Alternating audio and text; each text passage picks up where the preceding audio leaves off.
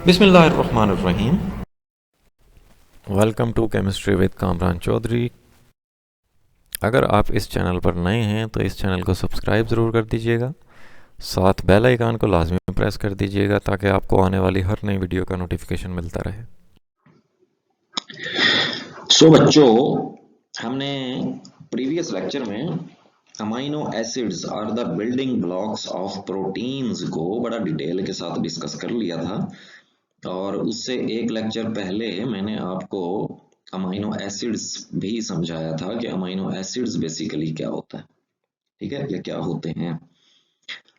अब जिन लोगों ने इस चैप्टर के प्रीवियस लेक्चर्स नहीं देखे हुए तो आप चैनल पे जाएं, वहां पे प्ले लिस्ट मौजूद है chemistry class 10 chapter number 13 biochemistry की।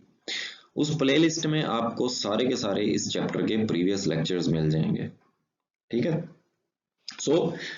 आज हम डिस्कस करेंगे sources and uses of proteins. ये प्रोटीन्स का आखिरी लेक्चर है। प्रोटीन्स के सोर्सेज क्या हैं, जराए क्या हैं प्रोटीन्स के, कहां कहां से आप हासिल करते हैं प्रोटीन्स, एंड यूजेस और उसके इस्तेमालात क्या हैं, कहां कहां पे प्रोटीन्स इस्तेमाल होती है, क्यों जरूरी है।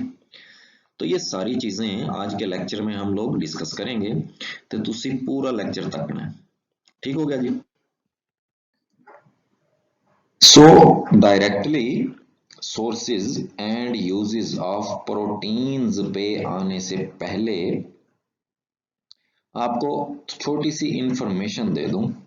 अब वो इंफॉर्मेशन क्या है कि भाई जो प्रोटीन्स होती हैं make up more than 50% of the dry weight of the animals. जो एनिमल्स होते हैं अगर उनके आप ड्राई वेट की बात करें, मीन्स के फ्लूइड वगैरह को आप अलग कर दें, सिर्फ गोश्त और हड्डियों की अगर आप बात करें, ठीक है, जिमें तुसी कुर्बानी वाले दिन कर दो, ठीक है, बोटियां ते हड्डियां आप रख लेंदे हो, बाकी सारा कुछ रुड़ गया। ये होता है ड्राई वेट एनिमल का। अगर आप एनिमल के ड्राई वेट की बात करें ना तो 50% जो उसका ड्राई वेट है वो किस पे कंसिस्ट करता है, प्रोटीन्स पे कंसिस्ट करता है, ठीक है। And make up approximately 20% of the human body and is present in every single cell. और ह्यूमन बॉडी का 20% प्रोटीन्स पे कंसिस्ट करता है, ठीक है, 20% प्रोटीन्स होती हैं। और प्रोटीन जो है ये हर एक सिंगल सेल में मौजूद होती है, ठीक है, भले ही वो एनिमल का सेल हो या ह्यूमन बीइंग का सेल हो, ठीक है। तो ये हर सेल में पाई जाती है। Each protein has its source. Each protein has its source का ये मतलब हुआ कि प्रोटीन्स जो हैं वो डिफरेंट टाइप्स की होती हैं, ठीक है। यहां से आपको क्या मालूमात मिलती है कि प्रोटीन्स डिफरेंट टाइप्स की होती हैं। हर प्रोटीन का सोर्स भी अलग अलग होगा, ठीक है, मतलब उसका जो जरिया है, उसके जो जराए हैं वो अलग अलग होंगे। And carries out a specific function. और हर प्रोटीन जो है वो एक स्पेसिफिक, एक खास प्रोसेस या फंक्शंस परफॉर्म करती है, ठीक है। हर प्रोटीन का मतलब अपना एक काम होगा। यहां तक क्लियर हो गया। अब आ जाते हैं हम लोग sources and uses of proteins में पहले पॉइंट पे। पहला पॉइंट क्या है जी, sources of animals protein are meat, mutton, chicken, fish, eggs. जो जानवरों से आप प्रोटीन हासिल करते हो वो बेसिकली किस फॉर्म में हासिल करते हो, मीट गोश्त की फॉर्म में। मटन, मटन भी गोश्त ही होता है, बट भेड़ का जो गोश्त होता है, ठीक है, उसी कहते नहीं छोटा बड़ा गोश्त, ते ये समझ लो बड़े गोश्त की गल कर रहे हैं असी, ते मटन जिहड़ा है वो छोटे गोश्त की गल कर रहे हैं, ठीक है।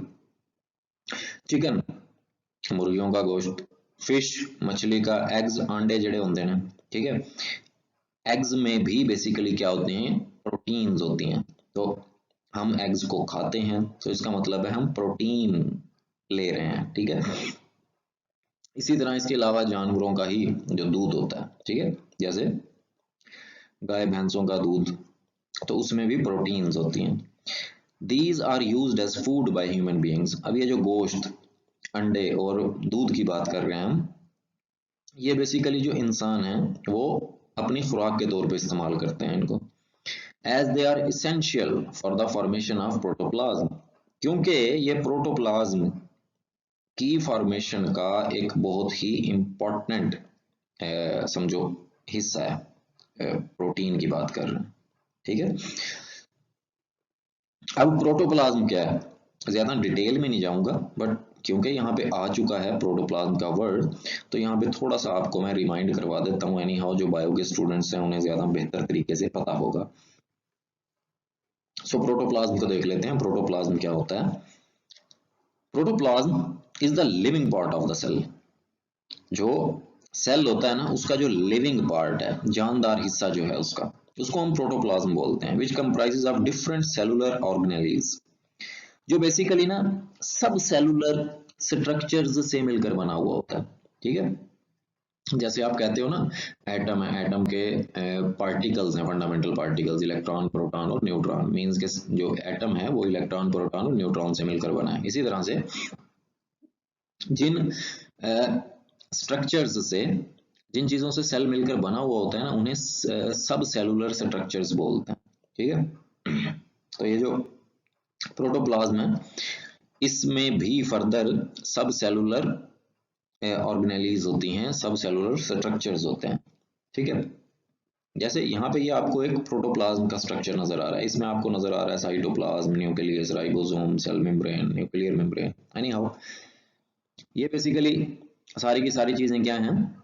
सब सेलुलर स्ट्रक्चर्स हैं, ठीक है। It is a jelly like, colorless, transparent and viscous living substance present within the cell wall। अभी जो प्रोटोप्लाज्म होता है ये सेल वॉल के अंदर होता है, सेल वॉल ने इसको प्रोटेक्ट किया हुआ होता है। जेली लाइक जो है वो स्ट्रक्चर है ये। कलरलेस, कोई कलर नहीं होता।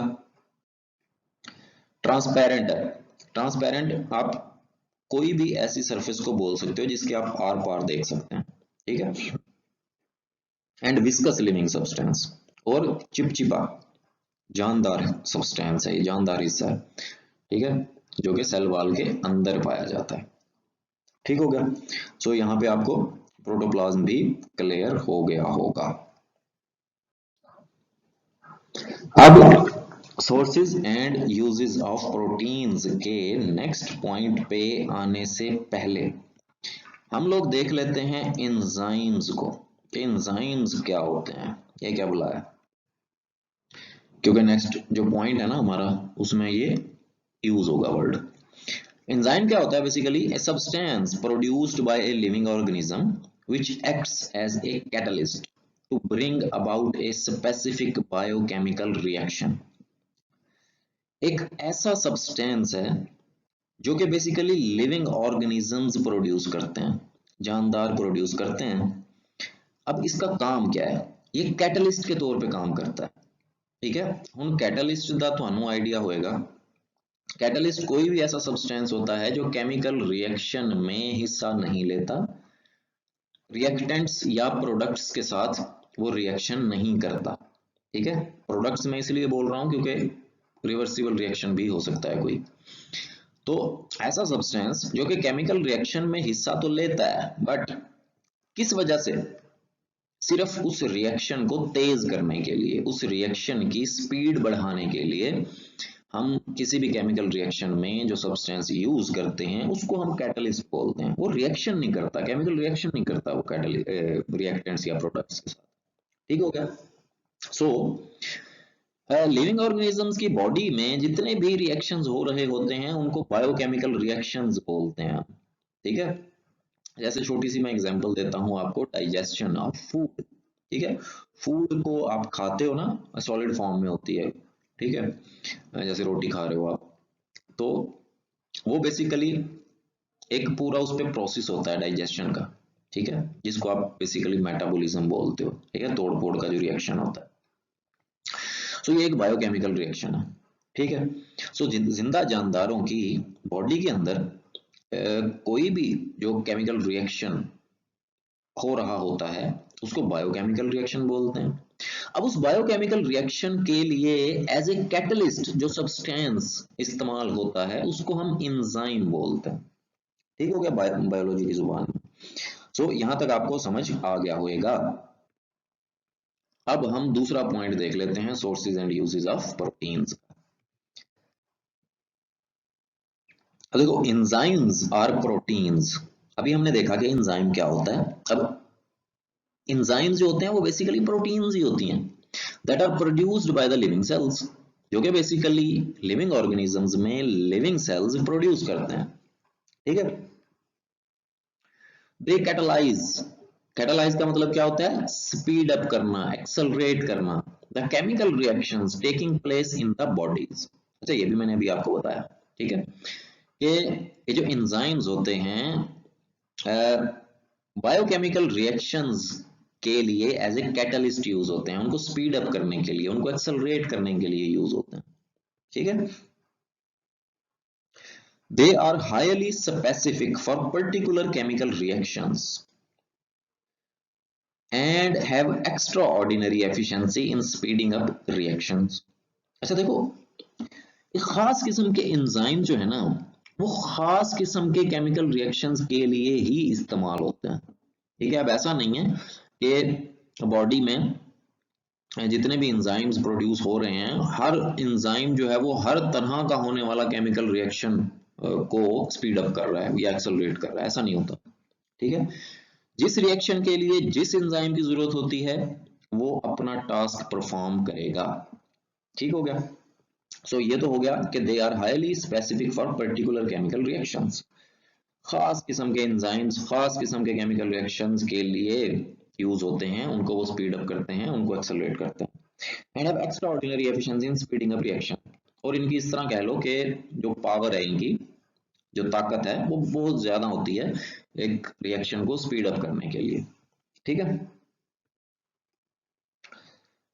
फिर many enzymes are used as drugs. बहुत सारे एंजाइम्स को आप अद्वियात के तौर पे भी इस्तेमाल करते हैं। They control the bleeding and treat blood cancer. जो एंजाइम्स होते हैं वो ब्लीडिंग को भी रोकते हैं, मतलब खून का निकलना। ठीक है। तो उस ब्लीडिंग को भी रोकेंगे, और जो ब्लड कैंसर्स होते हैं उनके इलाज के लिए भी ये एंजाइम्स यूज होते हैं। ठीक है। बेसिकली ब्लड कैंसरस सेल्स को ना डेड करने के लिए, उनको डिस्ट्रॉय करने के लिए भी एंजाइम्स इस्तेमाल होते हैं। ठीक है जी। सो ये सेकंड पॉइंट भी आपको समझ आ गया होगा, और एंजाइम का भी पता लग गया होगा कि एंजाइम क्या होता है।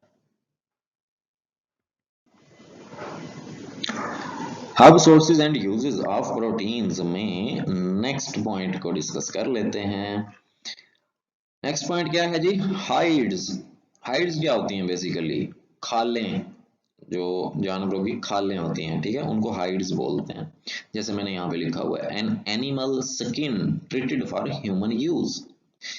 इंसानों के इस्तेमाल के काबिल बनाई जाती हैं वो जो जानवरों की खालें होती हैं। ठीक है, उसको क्या बोलते हैं? हम हाइड्स बोलते हैं खालों को। ये बेसिकली होती क्या है? They are proteins. ठीक है, ये भी बेसिकली प्रोटीन्स कंटेन करती हैं, प्रोटीन होता है इनके अंदर। ठीक है। These are used to make leather. अच्छा, ये जो खाले हैं ये चमड़ा बनाने के काम आती हैं बाय टैनिंग।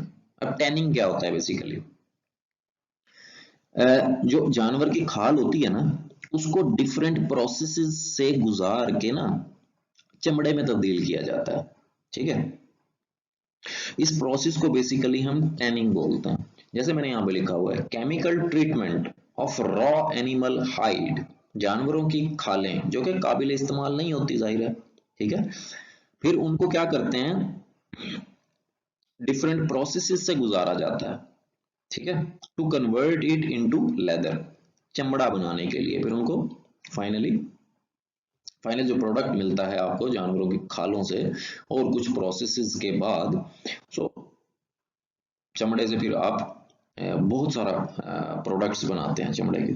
ठीक है, जैसे leather is used to make shoes, जूते बनते हैं, जैकेट्स बनती हैं, स्पोर्ट्स आइटम्स बनते हैं, ठीक है।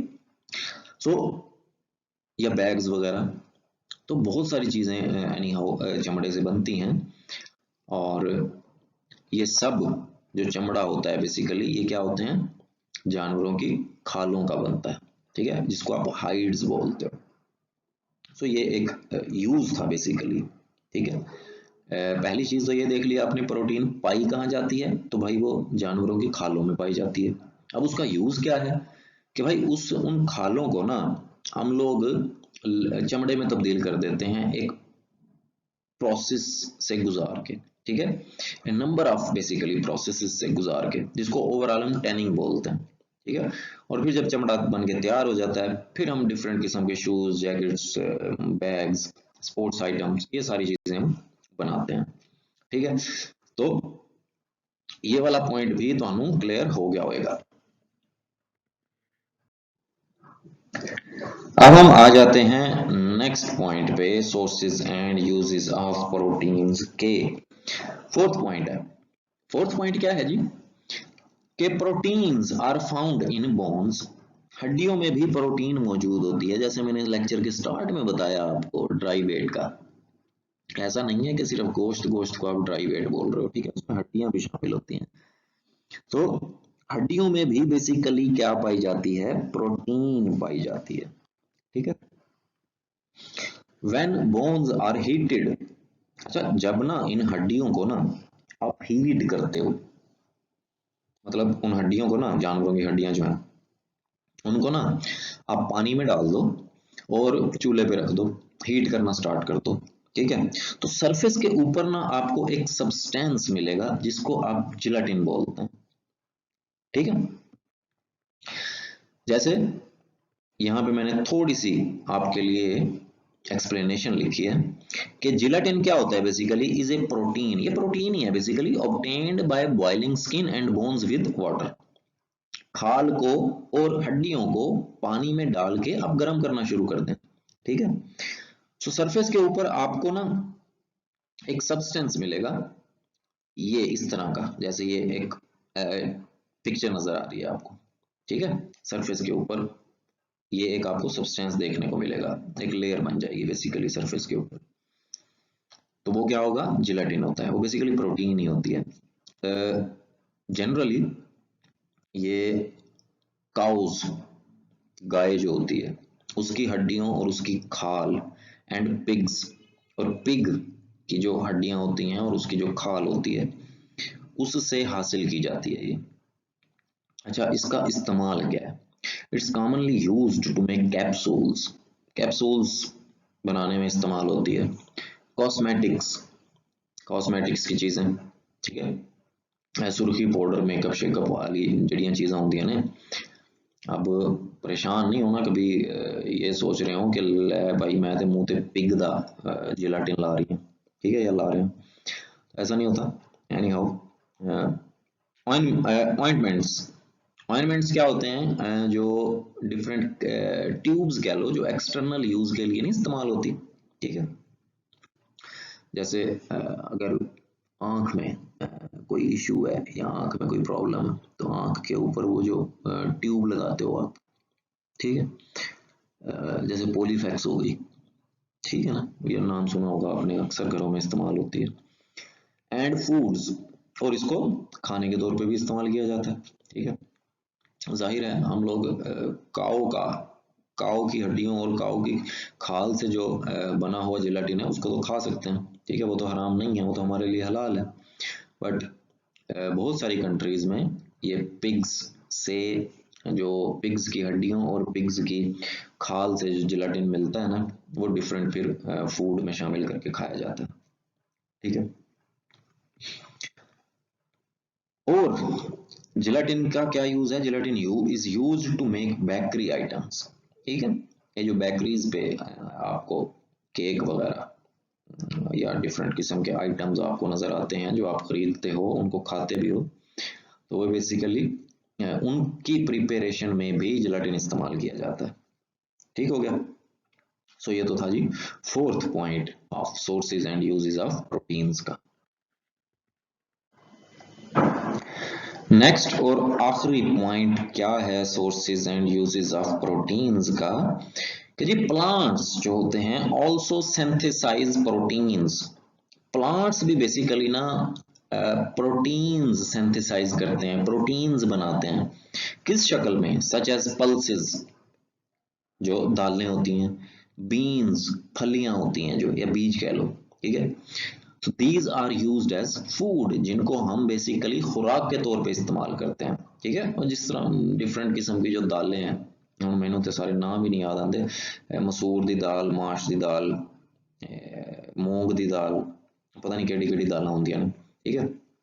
और जो बीन्स होते हैं, जो फलियां होती हैं, जैसे लोबिया वगैरह आप खाते हो घरों में, ठीक है। सो ये जो चीजें हैं ये भी फुल ऑफ प्रोटीन्स होती हैं, ठीक है। और ये हमें कहाँ से हासिल होती हैं? ऑब्वियसली प्लांट्स से हासिल होती हैं, ठीक है। और इन तमाम को हम खुराक के तौर पे खाते हैं, खुराक के तौर पे इस्तेमाल करते हैं, ठीक है जी।